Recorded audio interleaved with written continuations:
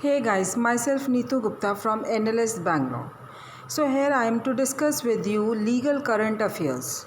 So in last session I have discussed constitutional amendment bill, that is 126th constitutional amendment. इसमें क्या था कि इसमें there was a reservation for the article 334 है, अगर आप देखोगे कॉन्स्टिट्यूशन का, तो उसमें क्या है कि जो 70 ईयर्स के लिए from the enactment of the constitution SC STs और एंग्लो इंडियन कम्युनिटी की रिजर्वेशंस थी लोकसभा में और लेजिस्लेटिव असेंबली ऑफ स्टेट्स में. Now that 70-year period has been expired on 25th January 2020. Now this 126th constitutional amendment bill में इन्होंने क्या बोला है कि 10 years और एक्सटेंड कर दिए for the reservation of SCs and STs. Not, ठीक है, सिर्फ SC STs के बोला तो इट मीन्स एंग्लो इंडियन जो मेंबर्स हैं उनको उन्होंने क्या कर दिया, निकाल दिया. That is they have does away with the reservation for the Anglo Indian members. Is it clear? Who are Anglo Indians वो हमने डिस्कस किया था. Then we have discuss about the population, फिर प्रोविजंस क्या इनके रिजर्वेशन की legislature में वो हमने डिस्कस किया था. Is it clear? So this was the topic regarding the 126th constitutional amendment. Now the next topic is tussle over Belgaum.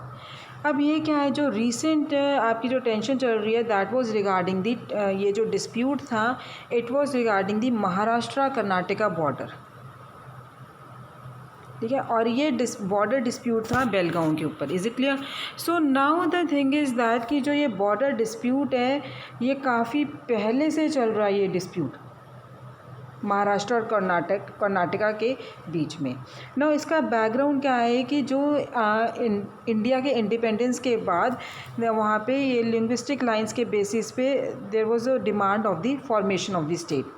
Linguistic means कि लैंग्वेज के बेसिस पे there was a demand for the formation of the states.